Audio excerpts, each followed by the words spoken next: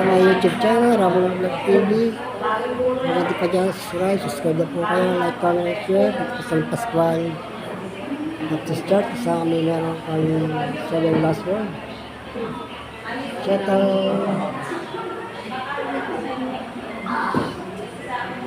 Diyan. Yeah. Masabi.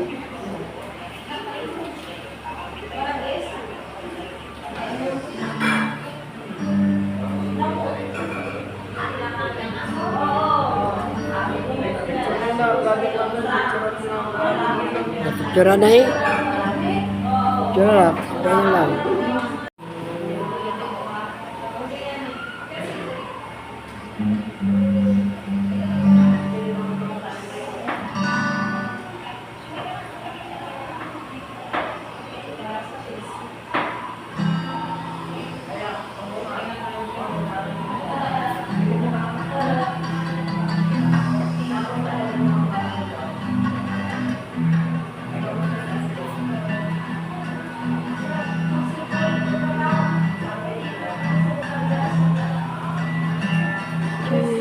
Maganda po ha po sa atin lahat yung Friday ng Holy Week para po sa 7 last word of Jesus Christ. Hintay lang po ibang kapatiran para po mag-start na po ang gawain ngayong hapon. Shout out po sa atin lahat mga brother and sister Ramon Vlog TV. Like, comment, and share.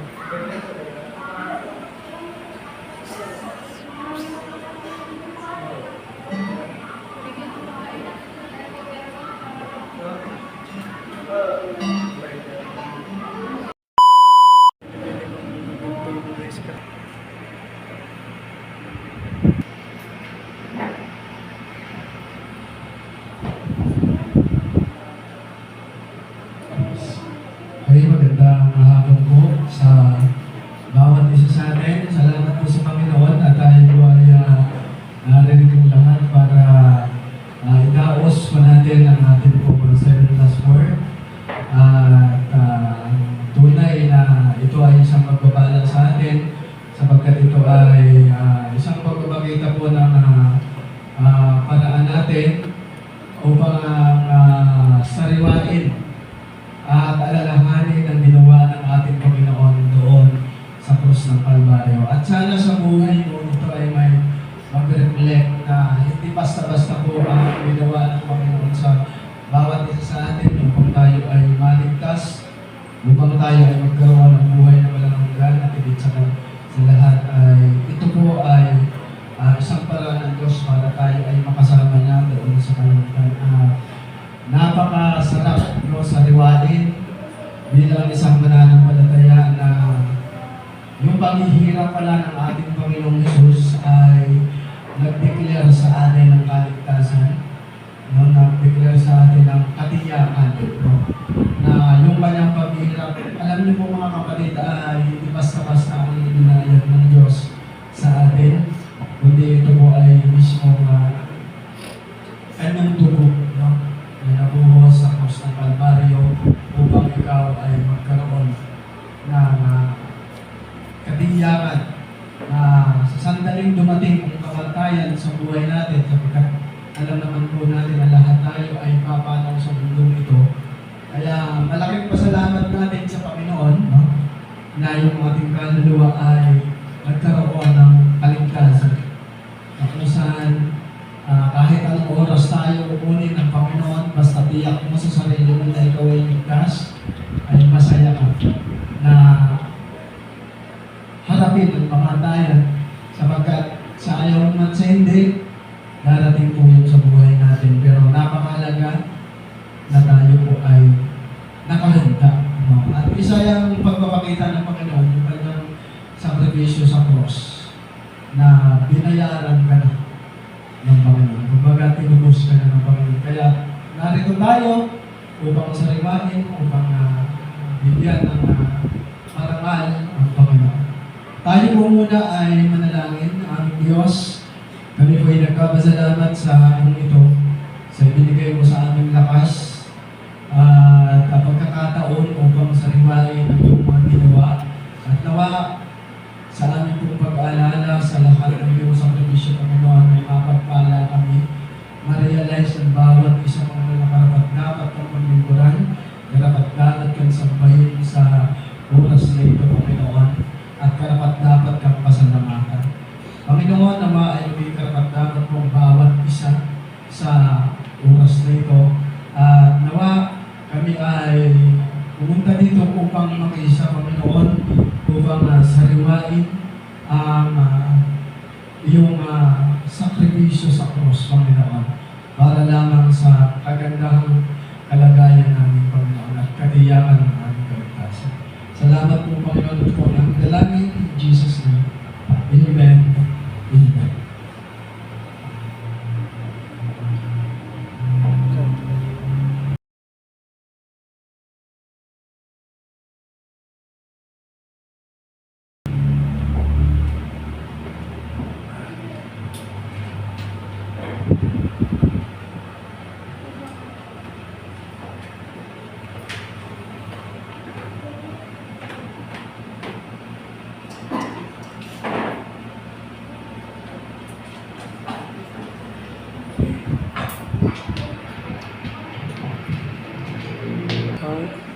Ano nga pang titong wika?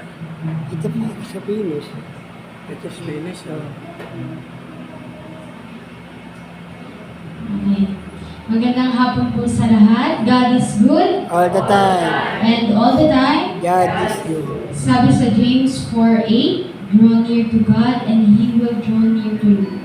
When we worship, pray, and surrender our hearts, we experience His presence in a real and powerful way. Kaya, magsagay po ang lahat. Sabay-sabay po natin awitin at the cross.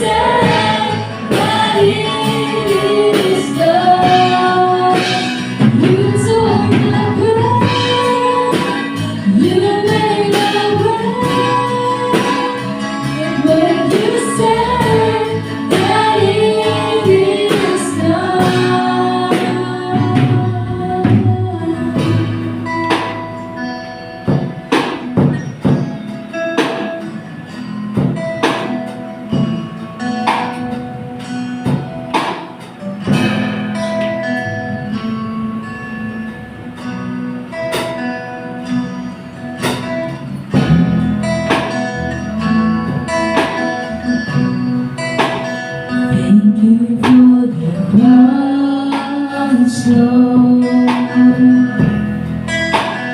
Thank you for the price you paid, bearing all my sin and shame. In love you came and gave amazing grace. Thank you for this love, Lord. Thank you for that little innocence. Wash me in your cleansing flow. Now all I know, your forgiveness and embrace me. Worthy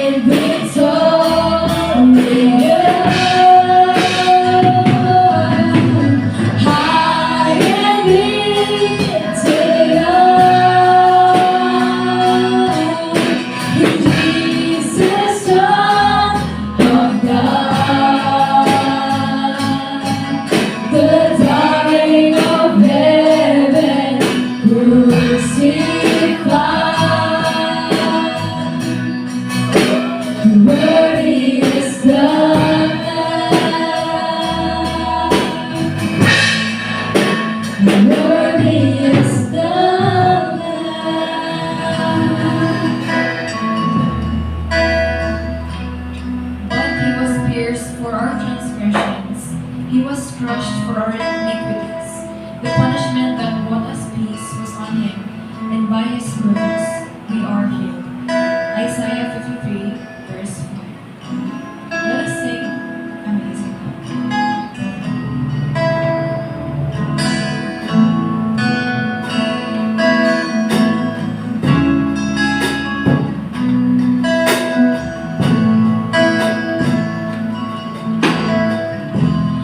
I'm forgiven because you were forsaken, and I'm accepted. You were condemned, and I'm alive and well. Your spirit is within me because you died and rose again. I'm forgiven. And I'm forgiven because you were forsaken, and I'm accepted. You were condemned, and I'm alive and well. Your spirit is within me because you died and rose again. Amazing love, how can it be that your body would die for me? Amazing love, I know it's true, and it's my joy to honor you in all I do. I honor you. I'm forgiven, and I'm forgiven because you were forsaken, and I'm accepted. You were condemned, and I'm alive and well. Your spirit is within me because you died and rose again. Amazing love, amazing love, how can it be that you like you would die for me? Amazing love, I know it's true, and it's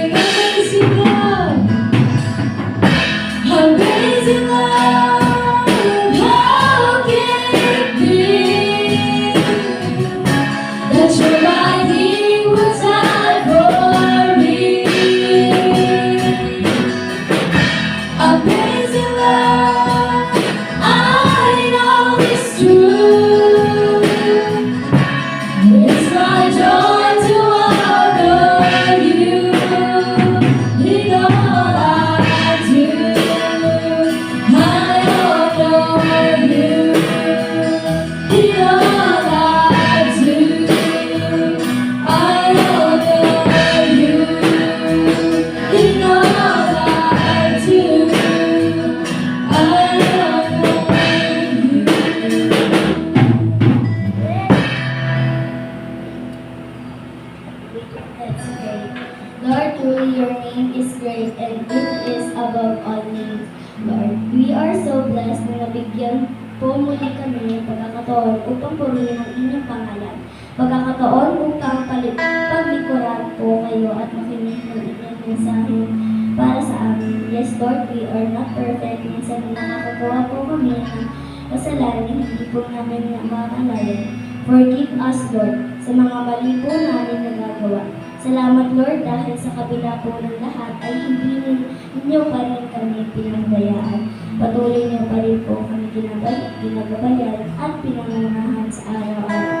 Continue to bless each and every one of us, Lord, at muli niyo po kami samahan sa araw na ito. Open and prepare our hearts and mind as we listen to your word. Be with us all through this really service. In this we all ask in Jesus' name. Amen. Kapag sir.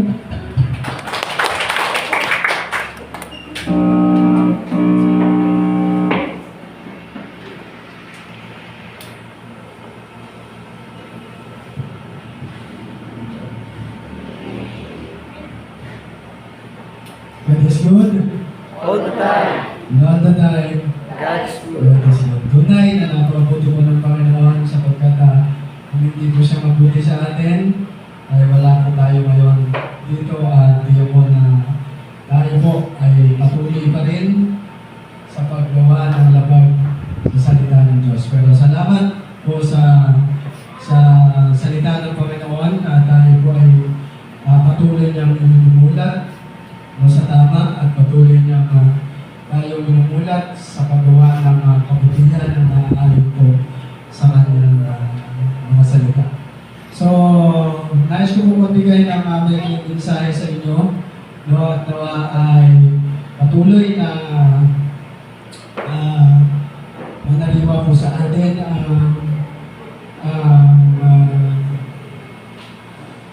ginawa ng ating Panginoon Jesus. No, at natin tayo makikita po ito sa ating pamumuhay.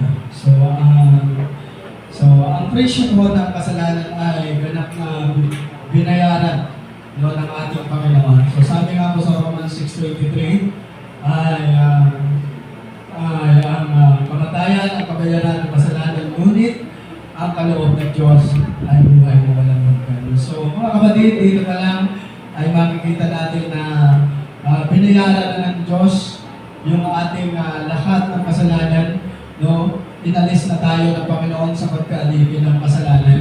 At sa pamamagitan po ng ating Panginoong Hesus na nagbayad ng ating mga kasalanan ay malaya na po tayong mamuhay ng ayon sa kalooban ng Panginoon.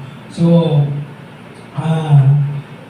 lahat tayo po ay kalakip, no? Ng pagliligtas ng Panginoon. Kaya ang ginawang pagbabayad ng Diyos ay napakahalaga sa buhay ng tao. Sapagkat sa ating pong kalagayan bilang mga makasalanan, bilang mga alipin ng pagkakasala ay naggumawa ng paraan ng ating Panginoon upang tayo maibalik, no? Upang tayo ay magkaroon ng komunikasyon muli, no? Magkaroon tayo ng komunikasyon sa Panginoon at higit sa lahat tayo ay magkaroon ng tinatawag na relasyon. May halagang dapat bayaran lahat. Lahat ay may sala. Walang sino mang matuwid sa harap ng Diyos. O tiyak na ang parusa kung walang bayad, may hatol. So yun po yung ang ating kalagayan. Kung walang magbayad ng ating kasalanan, tiyak na may hatol tayo. No? Ang kasalanan ay nakakailangan ng kabayaran at ang kabayaran ay ang kamatayan. So, ano po yung kabayaran ng kasalanan? Yung kamatayan po ng Panginoon. Ang pagkataon ni Kristo ay ganap na walang kasalanan. No? Sa 2 Corinthians 5:21, ito na lamang pong buksan. Walang kasalanan, hindi siya nagkasala. Kailanman. Malinis na buhay siya ay namuhay ng matuwid, banal at walang anumang pagkakasala. So, bilang nagkatawang tao, ang ating Panginoon ay namuhay siya ng isang malinis walang pagkakasala, matuwid, at banal. So, kaya dapat tayo po ay kaugnay po ng karakter na ipinakita dito ni Jesus. So tayo po mga tao ay kailangan mamuhay din ng may kabanalan. No? Una ay mayroong kabanalan, hindi alipin ang kasalanan. So, ibig sabihin, malaya na tayo. Ibig sabihin, mga kapatid, tayo po ay hindi na namumuhay sa pagkakasala. So, kahit gaano po kabuti, kabait ng isang tao, once na wala po siyang relationship sa Panginoon, paulit-ulit lang po siyang makakagawa ng kasalanan. Kahit ilang beses siyang mangako na hindi na ako magkaganito, hindi na ako mamumuhay ng ganito, hindi na ako magpapalitin sa kasalanan. Pero kung wala kang totoong relationship sa Panginoon, paulit-ulit mo lang yung gagawin. Paulit-ulit lang. Paulit-ulit lang ang mayayari yung sinasabi mo na ayaw mo na nito, ayaw mo na ganito. So kakaiba po pag mayroon po tayong relationship sa Panginoon, tayo po ay iniiwas ng Diyos, dinidisiplina ng Diyos, no? Ipinapaalam sa atin ng Diyos na mali ang ating ginagawa, lumilinaw ang ating puso at kaisipan, at higit sa lahat ay mas pinipili nating papurihan ng Panginoon. Ang tanong, ikaw ba ay alipin ba ng kasalanan hanggang sa ngayon? So pagka ganoon, dapat mong malaman kapatid na dapat ang paglilingkod sa Diyos o ang pagkilala sa Diyos ay siniseryoso. Kasi seryoso din po ang Panginoon. Paano kung pagdating ng Panginoon maiwan ka? Paano kung pagdating ng Panginoon ay yung buong pamilya mo ay nandoon sa piling ng Diyos tapos ikaw nagdurusa? Isang mahigpit na tanong at isang mahigpit din na paalala na ang Diyos po ay seryoso. Seryoso siyang nagliligtas at seryoso din po siyang magpaparusa doon sa mga taong walang pagkakilala sa Kanya. Kaya napakahalaga, itong Kanya kung pagkamatay, hindi po ito laro, hindi po ito ipakita upang siya ay paklaman lamang ng mga taong gumawa sa Kanya ito. Ipinakita ito ng Diyos na siya ay seryoso, na siya ay hindi naglalaro, na siya ay totoong Diyos ng ating buhay. At siya ay totoong magliligtas. Then last, ang bayad sa krus ay ganap na, sapat na, no? Yung ginawa ni Jesus Christ sa krus ay sapat na. Hindi mo na kailangan gayahin pa, hindi mo na kailangan magpapako pa sa krus sa madaling sabi, hindi mo na kailangan insultuhin pa yung ginawa ni Jesus Christ kasi kahit anong gawin mo, hindi mo yun magagaya. Magkakasakit ka lang, sasakit lang yung katawan mo, kapag minalas-malas ka ba, matititalo ka.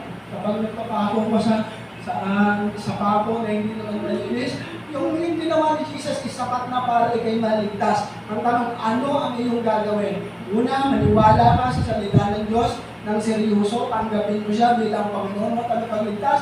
Pangatlo, mamuhay ka ng ayon sa kanyang kalooban at hindi ayon sa iyong sarili. Disiplinahin mo yung sarili sa pamamagitan ng salita ng Diyos at tiyak na ikaw ay makakapamuhay ng maayos sa harapan ng Panginoon. Huwag mong sasayangin yung pagkakataon, huwag mong sasayangin yung pagkakataon na ibinigay sa iyo ng Diyos, yung mga paglilinaw sa iyo ng Diyos, nandiyan ang Bible, upang iyong pag-aralan. Huwag mo yung pagbilahan, kasi ang Panginoon ay seryosong magpaparusa doon sa mga taong ayaw makinig sa Kanya mga salita. Sabi doon, ang buong bayan ay pinatawad ang lahat ng ating mga kasalanan. Natapos na, o wala nang natitirang babayaran. Ganap na, tagumpay na. Ang utang ay tuluyan ng binura. Libreng kaloob ang kaligtasan ay binibigay ng walang bayad. So, yun po, ang kailangan mo lang ay manampalataya, hindi bahagyang nagbayad si Kristo, kundi binayaran niya lahat ng ating pagkakasala. So ito po yung dahilan kung ba't siya ay namatay sa cross. Ikaw ang dahilan. O parang kanta nun. Ikaw ang dahilan. So ikaw ang dahilan kung ba't si Kristo ay nabayubay sa cross, kung ba't siya ay pinarusahan, nilatigo, naghirap at namatay sa cross dahil sa pagtubos sa iyong kasalanan. Kaya dapat kang magpuri at magpasalamat sa Panginoon upang sa gayon ay patuloy mong maranasan ng kanyang biyaya, patuloy mong maranasan ng kanyang pagliligtas. Walang ibang dahilan ang pagkamatay ng ating Panginoon, walang ibang dahilan ang pagdurusa niya sa cross, kundi dahil sa iyo, dahil mahal ka ng Panginoon. Kasi no choice na tayo. Lahat tayo ay makasalanan. So kinakailangan na tayo ay makapag-ibalik sa Diyos dahil kung hindi, hahatulan tayo at lahat tayo ay papuntang impyerno. Pero salamat sa kamatayan ng ating Panginoon at ngayon nandito tayo para sariwain yung kanyang kamatayan sa krus para damhin, magpasalamat sa Panginoon na kung dahil hindi niya yung ginawa, hindi ka sana nagkaroon ng kaligtasan. Pero dahil sa laki ng pagmahal sa atin ng Panginoon, sabi ng Bible, gayon na lamang ang pag-ibig ng Diyos sa sanlibutan, kaya ibinigay niya ang kanyang bugtong na anak upang ang sino mang sumampalataya ay hindi na mapahamak kundi magkaroon ng buhay na walang hanggan. So ganoon po, tayo kamahal, hindi hinayaan ng Diyos na ikaw ay mapahamak. So sabi ng Ephesians chapter 2 verse 8 to 9, sabi doon, hindi sa gawa tayo maliligtas, hindi sa pamamagitan ng kabutihan na ating ginagawa, sapagkat sabi ko ako kanina, kapag ikaw ay walang relasyon sa Panginoon, paulit-ulit ka lang na magkakasala sa harapan ng Diyos. Pero pag ikaw ay may tunay at seryosong relasyon sa Panginoon, tiyak na ang iyong buhay ay magiging maayos. Tiyak na ikaw ay makakasunod sa layunin ng Diyos. Isa lamang po sa mga dahilan kung bakit ang tao ay hindi talaga makasunod sa kalooban ng Diyos sapagkat ang Diyos pa rin na ay ang kanyang sarili. Once na ang maging Diyos-Diyosa natin ay ang ating sarili, even yung Word of God, even yung Biblia, even yung mga preaching, even yung salita ng Diyos na patuloy mong maririnig, ay pakikinggan mo lamang yan, and then hindi ka magbabago sapagkat ang sarili mo pa rin ang Diyos mo. Pero kung yung sarili mo, susuko mo sa Diyos, sasabihin mo, Lord, ito na yung sarili ko, gamitin mo ko. No, sabi ni Isaiah, Lord, send me, gamitin mo ko. Gamitin mo ko sa iyong kapurihan, sa iyong kabanalan. Gamitin mo itong buhay ko at maging seryoso ka, doon ka lang. Magkakaroon ng isang tunay na pagbabago. Kapatid, ang daming chance na ibinibigay sa atin ng Diyos. Huwag nating sayangin, huwag nating sayangin yung natitira nating buhay dito sa mundo sa mga wala ng kakwentang bagay. Mas sayangin, mas ibigay natin sa Diyos yung pinaka-best natin at magpasalamat tayo sa Panginoon ng hindi dahil sa kanyang kamatayan sa cross ay diyak na tayo po ay papunta lahat sa impyerno. Totoo po yan. Yan po ang sabi ng Biblia. Dalawang destinasyon lamang ang pupuntahan ng tao pag siya'y namatay. Pag siya'y namatay, nang walang relasyon sa Panginoon, walang pagkakilala sa Diyos, sa impyerno po, seryoso po yan. Yun po ang sabi ng Bible. Doon nahahatong ang taong mga makasalanan at ayaw tumanggap sa salita ng Diyos, sabi po ng Bible. At kapag ikaw ay namatay, may relasyon sa Panginoon, may seryosong relasyon at paggamit, ang namuhay ng may kabanalan, namuhay ng ayon sa kanyang salita, sa langit ka pupunta. Yan po ang pangako ng Panginoon sa lahat ng sumasampalataya sa iyo. Kaya sa akin ito, sa iyo kapatid, ay malinaw ang katotohanan, no? Ang katotohanan sa salita ng Diyos na tayong lahat ay binayaran ng Panginoon at ibanalan po tayong pagkatawanan sa mga tayo po ay pinabanal hindi ng ating sarili, kundi pinabanal po tayo ng kapangyarihan ng Panginoon. So sana po ay malinaw sa atin at sana po ay dito sa ating mensahe ay meron pong mensahe ng Diyos sa iyo ngayon. Salamat po sa Panginoon at purihin po ang salita ng Panginoon. Pakalapakan po natin ang Word of God.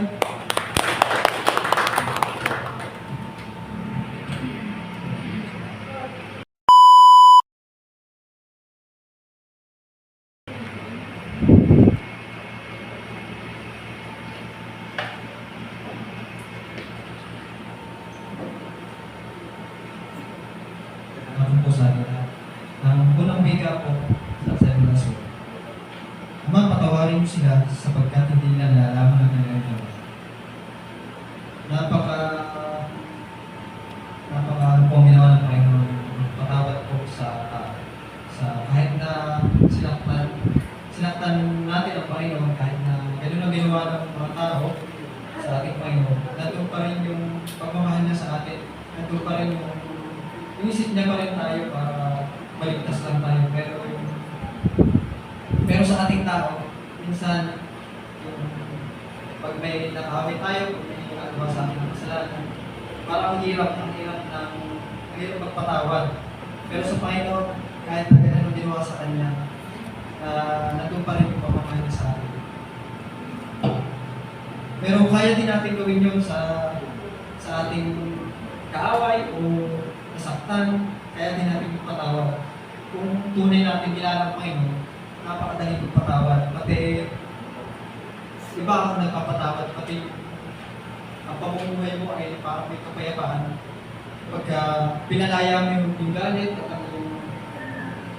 ang iyong niking sa iyong din. Kaya natin magpatawad kung tayo ay nakapakusahan ng Panginoon. Dahil tayo binago na ng Panginoon. Ito yung pagbabago na hindi na tayo dati lang, hindi tayo marunong patawad, hindi tayo marunong sumakot ng patawad. Sabi nga sa 2 Corinthians 5:17, tayo ay mga bagong nilalang na kung nakilala natin yung Panginoon. Kaya pautay-utay natin matututunan yung patawad. Basta nakapokus lang tayo sa ating Panginoon. Kaya yung ginawa ngayon ng Panginoon, ay masasabi natin mahirap. Pero pag nakilala natin ang Panginoon na talagang tinagal natin siya, napakadali magpatawad. Kahit yan pakabigat yung ating ginagawa ng tao sa atin. At may napanood ako na isang video na yung pinaka-senior pastor ng CCF na yung nangyari sa kanyang anak na pinasok ang bahay nila, ang masama pa nito, binahasa yung kanyang anak. Nakakaway nangyari. Pero ang sinabi ng pastor na binago na daw siya ng Panginoon, kaya nakuha niyang patawad sa mga gumawa sa kanyang anak. At nakaka-bless yung sinabi niyo ng pastor nung CCF. Kaya kung sa atin, mahirap, pero kilala natin ang Panginoon at talagang may tunay tayong relasyon sa ating Panginoon, napakadaling patawad. Yung po ang mensahe ng ating Panginoon sa atin.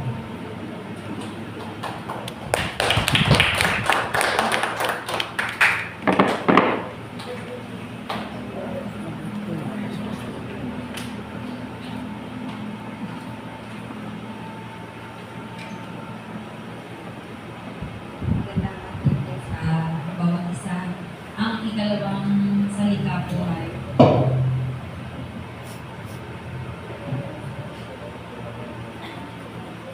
sinasabi ko sa iyo, ngayon din ay sasama kita sa paraiso. Makikita po daw sa Lucas 23 verse 43. Ito po nga po, yung katiyakan ang nasa loob ng wikang ito. Ang ibig sabihin nito ay isang nakahandang pagpapahalaga ng Diyos sa isang nagsisising makasalanan. Maging ito'y nasa bingay ng kamatayan. Ito'y bunga ng pag-uusap ng dalawang makasalanang kasama ni Jesus sa bundok ng Kalbaryo. Patuyang sinabi ng isang nakabitin na kasama ni Kristo, hindi ba ikaw ang Mesyas? Iligtas mo ang iyong sarili, pati kami. Ngunit pinagsabihan siya ng kanyang kasama, hindi ka ba natatakot sa Diyos? Ikaw may pinarurusahan tulad niya. Matuwid lamang na tayo'y parusahan ng ganito dahil sa ating mga ginawa. Ngunit ang taong ito'y walang ginawang masama. At sinabi niya kay Jesus, Jesus, alalahanin mo ako kapag naghahari ka na. Pagdating mo sa iyong kaharian, at sumagot si Jesus, sinasabi ko sa iyo, ngayon day isasama kita sa paraiso. Sa Lucas 23 verse 39 hanggang 43. Ito'y isang katiyakan na sa nagsisising makasalanan na makakasama ni Jesus sa kanyang paraiso. Sa mga sandaling iyon, sa araw din iyon, nakamit ang katuparan ng pangako. Anumang pagpapahalaga na makaabot kay Kristo, ito'y kanyang sinasagot. Hindi niya pinawawalang halaga ang anumang paglapit at pagtawag sa kanya. Kahit sino mang tao, kung siya ilalapit kay Kristo, ay makakamit niya isang katiyakan na galing sa tagapagligtas. Ito'y parehong katiyakan na binibigay ni Kristo sa sino mang lalapit at mananampalataya sa Kanya. Hindi ba sinabi ni Jesus, ako ang muling pagkabuhay at ang buhay, ang nananalig sa akin, kahit mamatay ay muling mabubuhay, at sino mang nabubuhay at nananalig sa akin ay hindi mamamatay kailanman. Sa Juan 11, chapter 11, verse 25 to 26. ayon kay Apostol Pablo, ngayon ang araw ng kaligtasan. Sa 2 Corinthians 6:2. Sinasabi pa sa banal na kasulatan, sapagkat bawat isa ay haharap sa hukuman ni Kristo upang tumanggap ng kaukulang ganti sa kanyang ginawa, mabuti man o masama, nang siya ay nabubuhay pa sa daigdig na ito. 2 Corinthians 5:10. At sa 2 Corinthians 5:15, namatay siya para sa lahat, upang ang mga nabubuhay ngayon ay huwag nang mabuhay para sa sarili, kundi para kay Kristo, na namatay at muling nabuhay para sa kanila. Yun lang ang mga salita.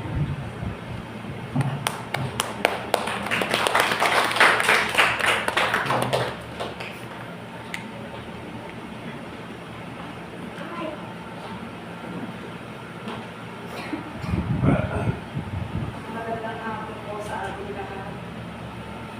Narito po ang ikatlong wika ng ating Panginoon. Babae, narito ang iyong anak. Narito ang iyong ina, nakarinig po natin sa Juan 19:26-27.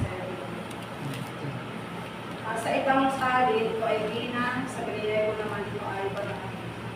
Nakatayo sa tabi ng krus ni Jesus ang kanyang ina at ang kapatid na babae nitong si Maria, na asawa ni Cleopas. Naroon din si Maria Magdalena. Nang makita ni Jesus ang kanyang ina at ang minamahal niyang alagad sa tabi nito, kanyang sinabi, "Babae, narito ang iyong anak. Narito ang iyong ina."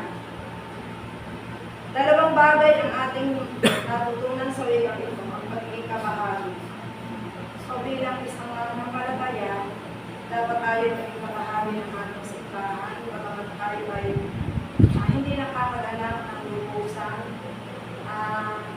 Pero alam natin na tayo ay bahagi na dapat natin gampanan sa ating simbahan.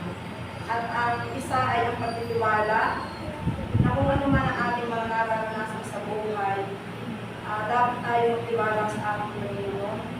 Walang ikaw kundi sa Kanya lamang sa kabila ng ating mga nagaganap tayo sa ating buhay at sa ating mundo. Siguro hindi natin dapat ipagwalang bahala ito, kundi man tayo ay lubos na mananampalataya sa Panginoon, hindi maniwala at mawala ang ating pagtitiwala sa Kanya bilang isang mananampalataya. Nagsalita si Jesus nang walang pasubali sa kanyang ina, gayon din sa kanyang alagad na naroroon. Mayroon na bang nakikihigit na dalangin at kaganapan na ang isang mahal sa buhay ay nasa kamay ng kalinga ng isang responsabling tao na magkakatiwalaan?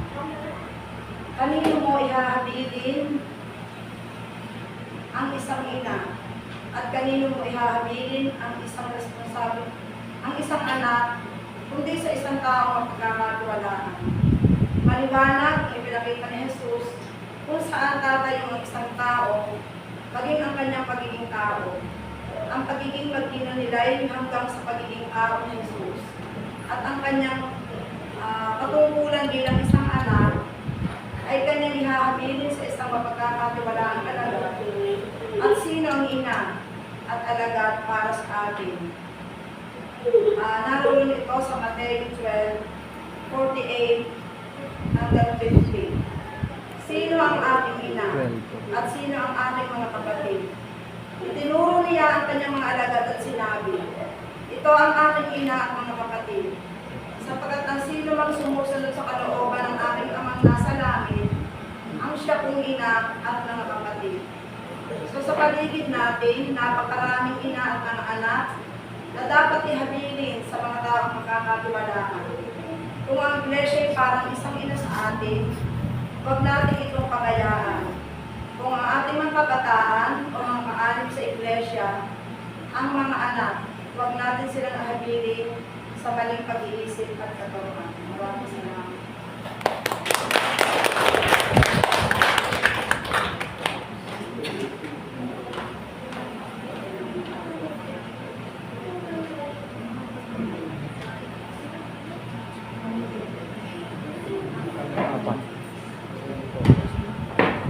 Magandang hapon po sa lahat. Ito po yung apat na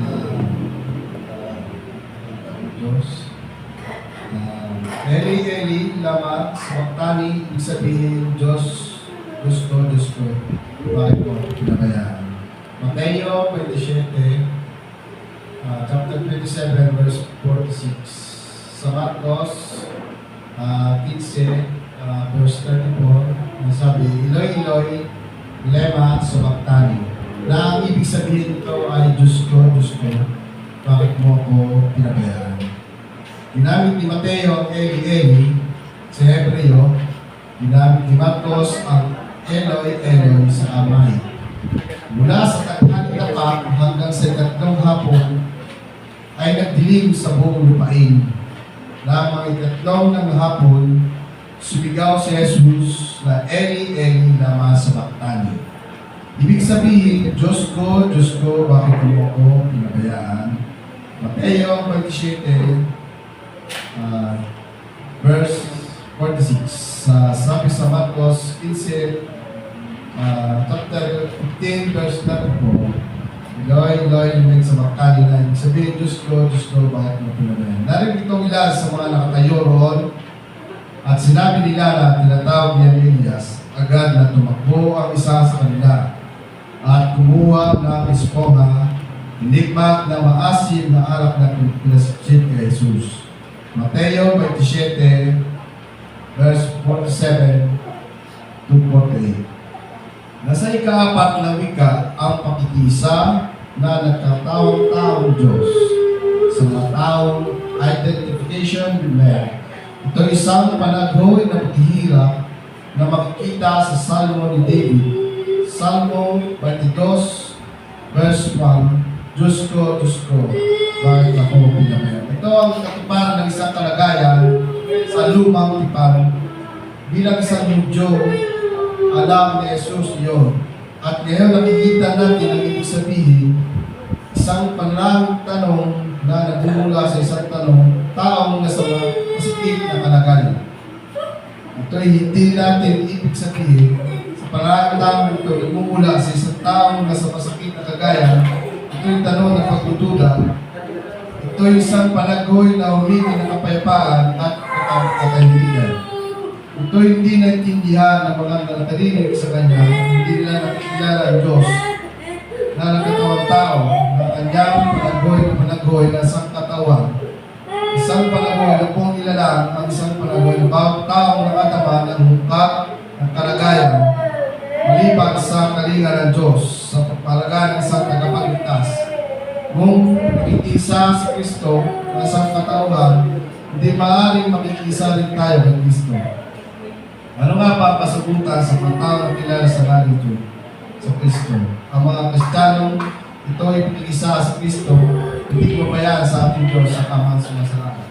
Kailangan sa ating buhay Kristiyano na kailangan na makisa tayo sa ating lalo na pag-aaral tayo sa Panginoon Jesus. Lalo na pagka tayo ay matagal na organize sa simbahan, kailangan tayo mag-hope o mag-isa tayo sa mga ano ng Panginoon natin. At yun lang po ang aking summarize.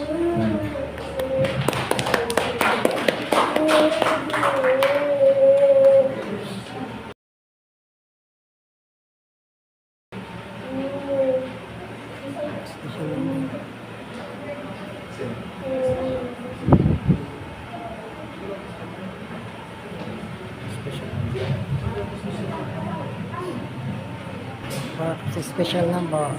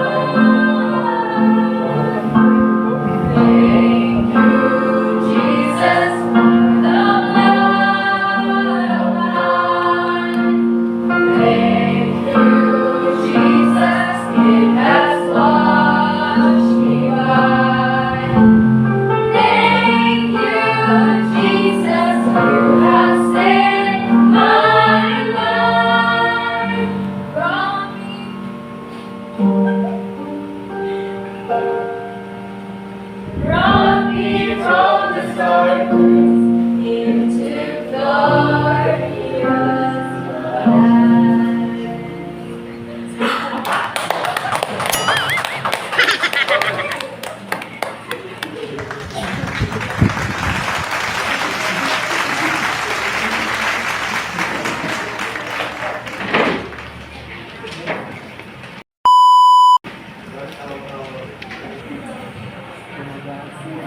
Ang panlimang salita, pagdurusa.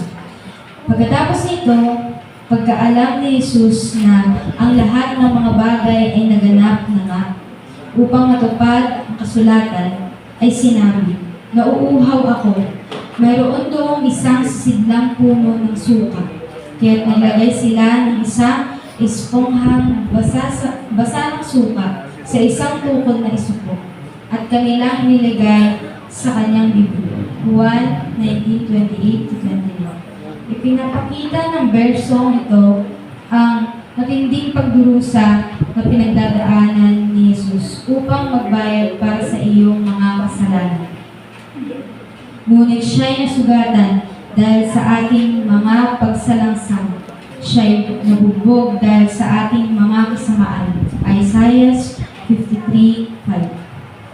Ang isa sa huling salita ni Jesus sa krus na nauuhaw ako ay may malalim na mensahe para sa lahat ng tao na bagamat totoong nauuhaw po si Jesus dahil sa pagod at hirap na kanyang nararanasan sa krus, ay makikita po natin na sinabi ng aklat na alam ni Jesus na ganap na ang lahat ng bagay sapagkat na isakatuparan na niya ang hinihingi ng kautusan at ang mga kasulatan sa lumang tipan. Mateo 15:17.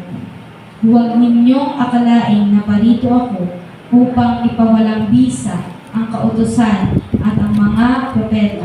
Na parito ako hindi upang ipawalang bisa ang mga iyon, kundi upang tuparin. At dahil sa mga bagay na ito, ay sinabi niya na uuhaw ako. At narito ang ilang dahilan kung bakit po nauuhaw ang ating Panginoong Jesus. Nauuhaw po siya sa pananampalataya ng mga tao sa Kanya bilang isang Panginoon at tagapagligtas. Sabi sa Roma 10:9-13. Dahil natupad niya ang hinihingi ng kautusan, ay inaasahan niyang marami ang mapapabalik loob sa Diyos sa pamamagitan niya. Para po sa mga mananampalataya ay nauuhaw po ang ating Panginoon sa ating paglilingkod sa Kanya. Sapagkat bagaman sumampalataya na tayo sa Kanya, ngunit napakarami pa rin ang hindi naglilingkod sa Kanya. Bagkus, nasisiyahan na sila na sumampalataya na at hanggang doon na lang kaya ang sinabi ni Jesus sa Mateo 7:21. Hindi lahat na tumatawag sa akin na Panginoon, Panginoon ay papasok sa kaharian ng langit, kundi ang mga taga-sumusunod sa kalooban ng aking Ama na nasa langit. Nais po ni Jesus na maglingkod tayo sa Kanya, ngunit kadalasan ay marami tayong dahilan sa Diyos kung bakit hindi tayo makapaglingkod sa Kanya ng lubos. Sabi sa Lucas 9:57-61. Sa pamamagitan po ng ating paglilingkod sa ating kapwa at sa ating mga kapatiran, ay sa Panginoon Jesus natin ito ginagawa. Mateo 25:35-40. Tandaan po natin na kung sinusunod natin ang mga utos ng Panginoon, ay tunay nga nasisiyahan siya sa atin at tunay na kikilalanin niya po tayo sa kanyang muling pagbalik. Amen.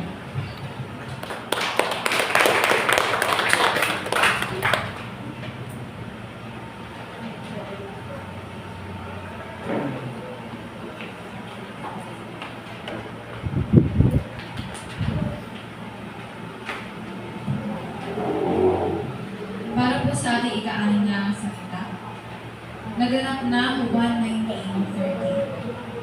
May isang mangkok doon na puno ng maasim na alak. Itinubog nila rito ang isang espongha.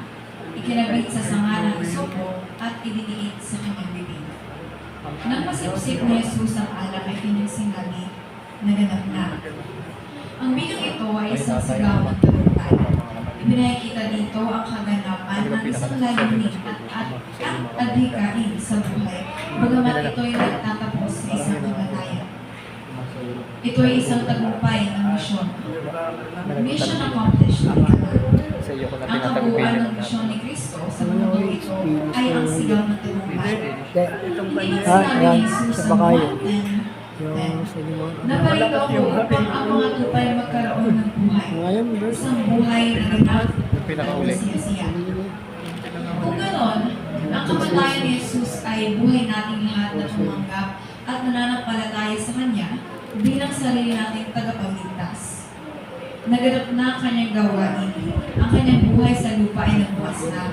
At ito ang nagbukas ng pintuan ng buhay na walang hanggan para sa kanyang mga anak at tagasunod sa pananampalataya. Maliwanag ang sinasabi sa Hebrews 12:2. Itinoon natin ang ating paningin kay Jesus na siyang pinagmulan ng ating pananampalataya at siya rin nagpapasakdal nito. Dahil sa kagalangang naghihintay sa Kanya, hindi niya iniya ang mamatay sa krus at siya ngayon nakalulok sa kanan ng trono ng Diyos. Amen.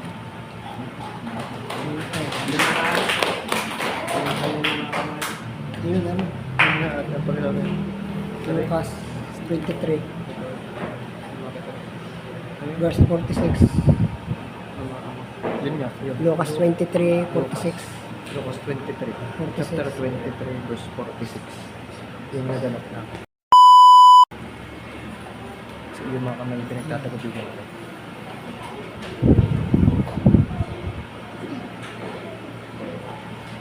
Lucas 23, 46.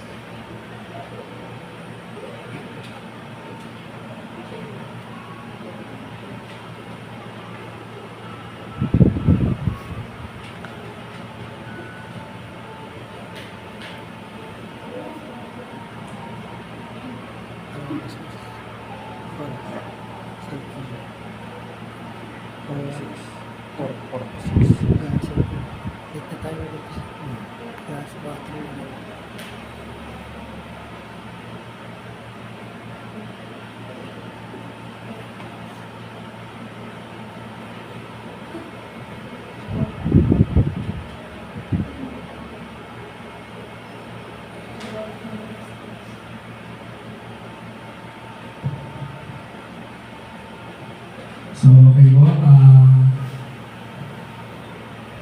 Nawala po yung aking kopya dito. So, kaya ito po yung aking so, sino po sa inyong nakakaalam ng pagpilo? Lucas, ano yan? Lucas 23, 46. 23. So, Lucas 23:46.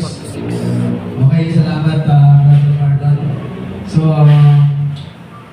dito po ay ating makikita sa huling wika ng ating Panginoon. Sumigaw ng malakas sa Diyos, Ama, sa mga kamay mo, ipinagkakatiwala po ang aking Espiritu. So, dito po mga kapatid sa huling wika ng Panginoon, ito po ay mensahe ng pagtitiwala. No? So, bibigyan ko po kayo ng sampung.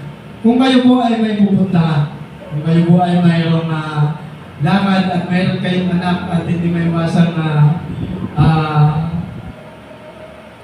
ihahabilin ninyo. So, saan niyo po ba ihahabilin ang inyong anak, lumahal sa buhay? Siyempre po, di ba, tungkol sa kilalang-kilala ninyo. Alam ninyo yung kanyang buhay, alam ninyo yung kanyang, kumbaga doon nyo iiwan talaga doon sa kahuntahan ninyo sa Wikang Batangas, no? Na talagang kilalang-kilala nyo.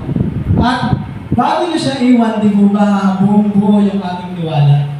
Na kung paano natin siyang iwan, ganun din natin siya babalikan. So, ganito din po ang mensahe ng Panginoon sa atin, no? Bagamat nung si Jesus ay malagutan ng hininga, ay Kanyang sinabi, Ama, sa iyong mga kamay ay hinabilin ko ang aking Espiritu.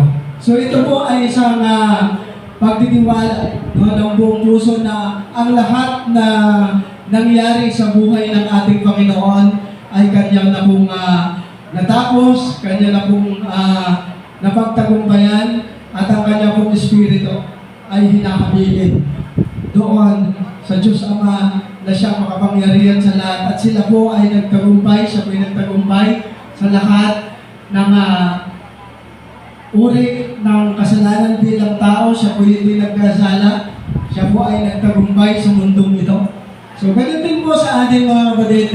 Dapat, sa pagdating po ng ating kamatayan, dapat alam natin kung kanino natin ihabilin ang ating Espiritu. No?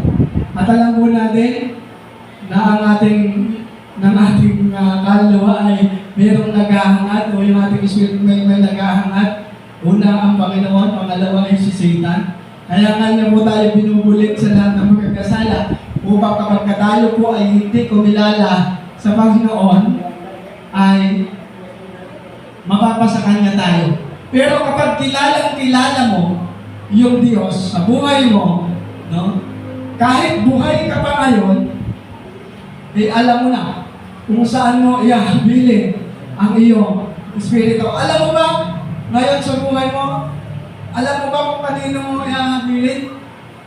Halimbawa, Panginoon, mamatay man ako ngayon, walang kwenta sa akin. Kasi, alam niyo kung bakit? Dahil alam natin kung saan natin ito, kung kanino tayo pupunta.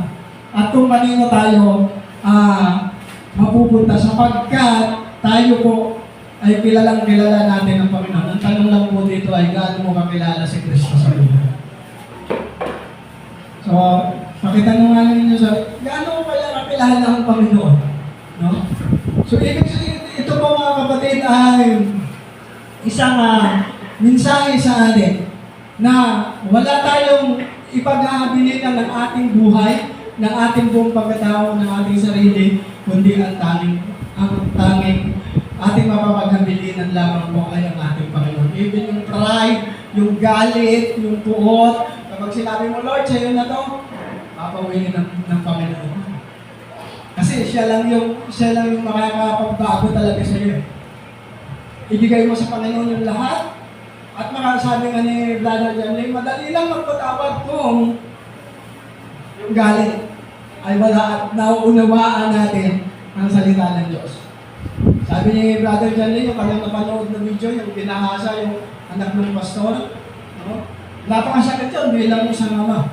Bilang ama, tapos gano'n yung pasapitin mo, pinakiyat sila ng pinamaw, pinagnakawan, at pinakamatindi, ay pinakialaman pa yung kanyang anak. Lingkod ng Diyos. Sa tingin ninyo, ilagay ninyo yung sarili nyo ngayon sa sitwasyon ng pastor na yun. Baka sabihin mo, bibili ako ng marami, bibili ako ng shotgun. Diba? Shotgunin ko rin yung pamilya niya. Pero bakit nangyari sa pastor na tinanggap niya? Nang maluwag sa kanyang loob. Sapagkat alam ng pastor na yun kung kanino niya ihahabilin ng galit niya. Hindi lang yung sabi ni Lord, ako ang gaganto. Pag yung tao ay nagpakumbaba, pag yung tao ay nag-umasa sa gagawa nito sa labi ko, ang Panginoon ang lalaban para sa atin. Napakagandang prinsipyo po. At ganoon din po sa atin. Kung kilala mo ang Diyos, hindi ka mangangamba, hindi ka mag-aalinlangan, pagkos naibibigay mo yung best mo sa Lord. Kapag ka sinabing best, yung pinakababis talaga natin ng Panginoon, hindi yung accounting panahon, kundi even yung pinakababis sa buhay mo na ibibigay mo sa Panginoon. Sapagkat alam mo na secure ka sa mga kamay ng Diyos. So, ganun din po ang nais marating sa atin ng Panginoon sa hapon ito. Sabi doon na nalagot yung kanyang hininga pagkabanggit niya. So, ibig sabihin, kahit malagot yung ating hininga, pag kilala natin si Jesus, alam natin na secure tayo. Kaya, bilang isang mananampalataya po, lalo po natin kilalanin ang Panginoon. Sapagkat ang Panginoon po, ang may akda at lahat sa buhay natin. Sabi ko nga po, huwag natin sasayangin yung mga pagkakataon na tayo po ay nakakapaglingkod ng tulad nito. Kung sa akala mo parang simple lang, nagpilagano pa lang ng konting oras dito, nakinig, pero alam niyo po, may value yan sa ating Panginoon.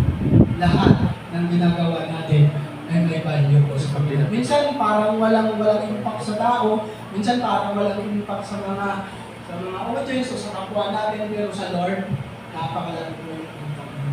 At ang impact niya po sa buhay natin, lalago tayo, i-bless tayo ng Diyos, and then lalawak po yung ating kahalaman sa Panginoon. Kaya mga kapatid, panguli pong salita, kanino nyo po inahabuilin ang inyong buhay?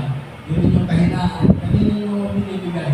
Yung inyong mga weaknesses, yung ating mga problema, sumalaya po natin ng ipagkalap sa Panginoon. Ang Panginoon po ang siyang magpapatibay po sa atin. So, salamat po bago po ako magtapos. Maraming salamat doon sa atin po na nakibahagi sa 7 last word ng Panginoon. At ito po ay inaalala natin yung ginawa ng Diyos sa krus, no?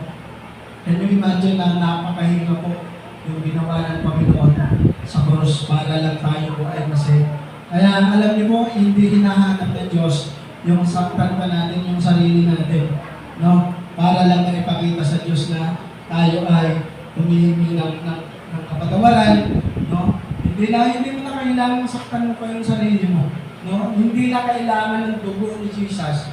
Paano pa kakailanganin ng dugo ng Panginoon? Eh, mismo ang dugo ng Panginoon ang nabayubay doon sa krus ng Calvary. Minsan dito sa ating mga pag-celebrate ng itong ating 7 last word, itong mahal na araw na tinatawag nila. So, tuwing Holy Week, may mga tao na handang saktan ng sarili, maglakat ng panuhod, magpapako, no? Ano pa? Magpapako sa cross, umasang mapapatawad ang kasalanan nila pag ginawa nila yun. So, nakakalungkot na ulitin mo pa yung napagtagumpayan ng Panginoon. Minsan, kung iisipin mo, parang nakakatawa, pero deep inside, pag alam mo yung katotohanan, maaawa po tayo sa kanila. Kasi hindi na kailangan ng dugo ni Jesus. Yung dugo mo, hindi na kailangan bumuhos yun.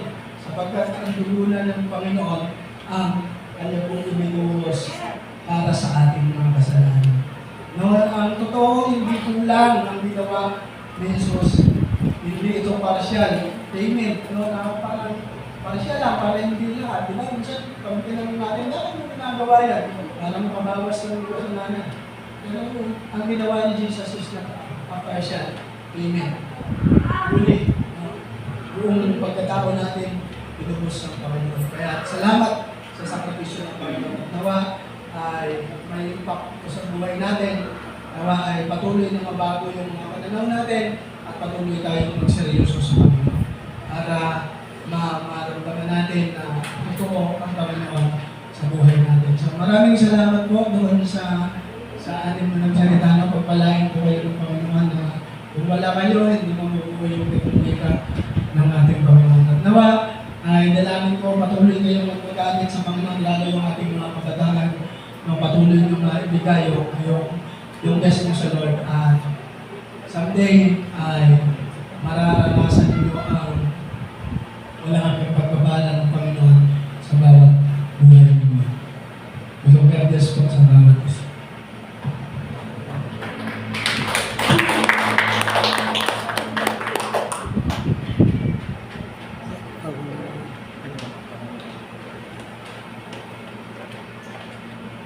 Ang dami pa niyo.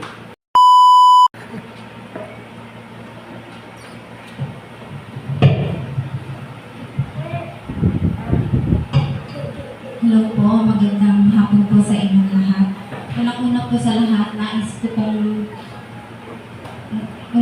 sa lahat, nagpapasalamat po ako kagad sa Panginoong Diyos sa bawat isa po sa inyo na nandito upang pong idaos po natin ang 7 last word ng ating Panginoon.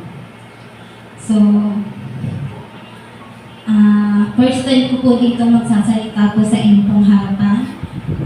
Hindi po ako ano po ako komportable magsalita po sa inyong harapan. At hindi rin po ako, ano po,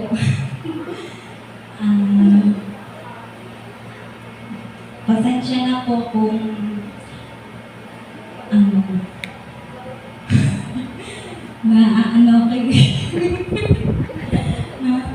nabablang ko ako kasi first time ko lang po.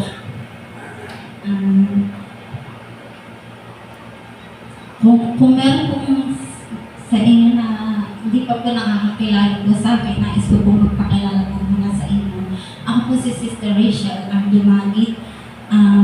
Unang-una po sa lahat, nagpapasalamat po ako sa Panginoong Jesus sa mga pagsubok na ibinigay niyo po sa aming mag-asawa. Sapagkat kung hindi po dahil sa mga pagsubok,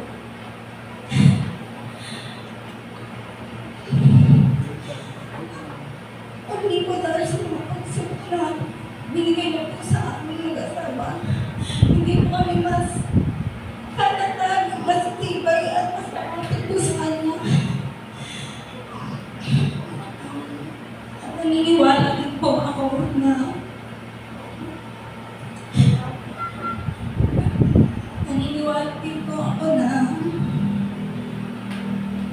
kapag po dumating po kayo sa matinding problema, sa matinding pagsubok po, it's a sign po yun na part po yun ng plano po sa inyo ng Panginoon. At magpapasalamat din po ako sa Panginoong Jesus.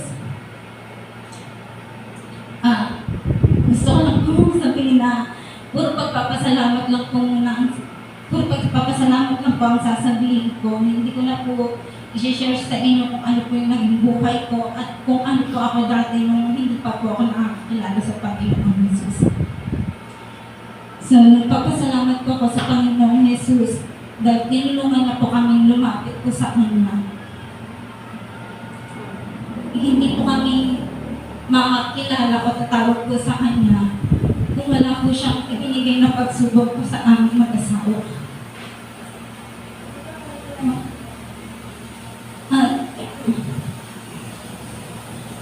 Ang dami ko gustong pagpasalamat pero nangingiba ko kasi emotional ko kaya hindi ako masyado makapag-deliver sa inyo ng maayos.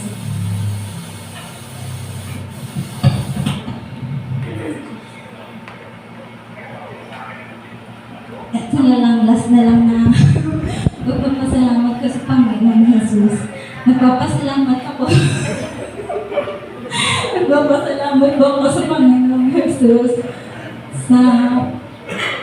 sa bawat pagsubok na ibinigay niyo po sa amin sa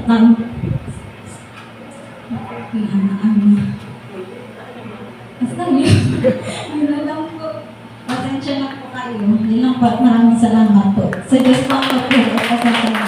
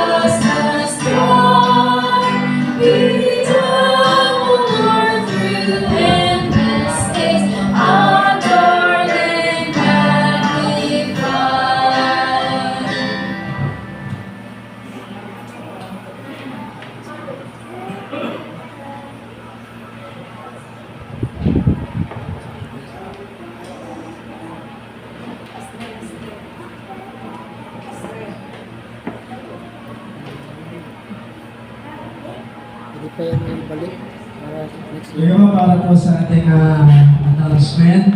Sunday. So sa Sunday po, ating po central service. So ayan po sa ating napag-usapan, 5 a.m. ay kung maaari po, tayo po ay nandito na para po ating masimulan ng maaga ang ating po central service. No, at katulad po yung ating mga napag-usapan, no, kung sino po yung may mga madadalang mga pagkain na i-prepare na po natin ng maaga. Kami na lang. Magdating po ng Sunday ay nakaprepare na lahat. Natin kasi medyo magsasacrifice po tayo dito ng maaga. Oh, meron namin.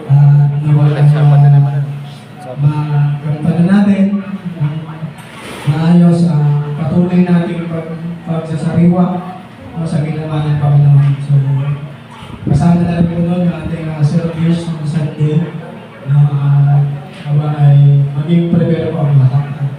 Patuloy po natin ipag-pray yung ating pong sunrise service.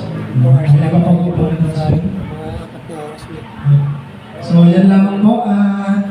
God bless po sa bawat isa. Kung kayo man po ay may pagkatapos ng ating 7 last 4 day kape dyan, then ay pagsalaman po natin ng masa. So, maraming salamat po sa inyong pagdalo.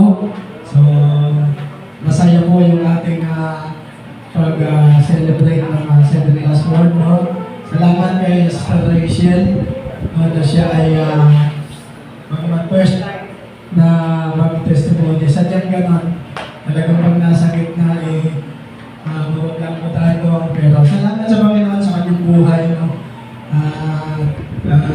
Sa kanilang buhay ni Brother Ryan. So alam ko yung kanilang pinagdaanan, mahirap. No? May mga entrances silang kinaharap na mahirap pero sa biyaya po ng Diyos ay naayos. No? Naging okay lahat. And then ngayon, isa na po sila sa tumutulong sa atin sa church. No? Maraming salamat po sa kanilang mag-asawa. At maging sa ating lahat na naririto. Salamat po sa inyong pakikisa. At nawa ay patuloy natin ang gampanan ng ating tungkulin, mga gawain para sa Panginoon. Katulad po nito, tayo po ay masaya na makapakinig ng salita ng Diyos. Closing prayer. Sige po, tayo po ay tumayo para po sa ating closing prayer.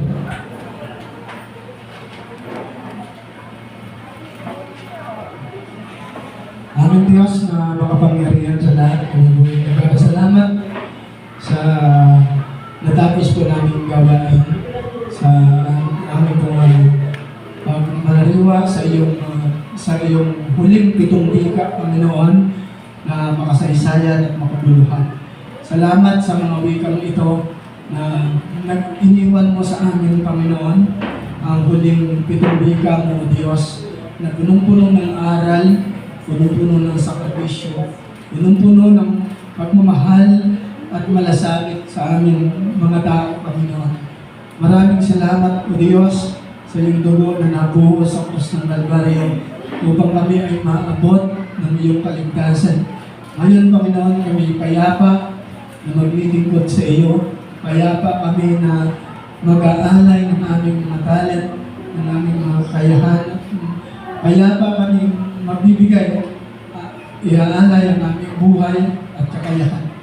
Maraming salamat, Panginoon, sa sakripisyo mo at kami ay nagkaroon, Panginoon, ng kalinisan, kabanalan, at nawa, Panginoon, kami lahat na naririto ay maabutan mo na masayang naglilingkod sa iyo, Panginoon.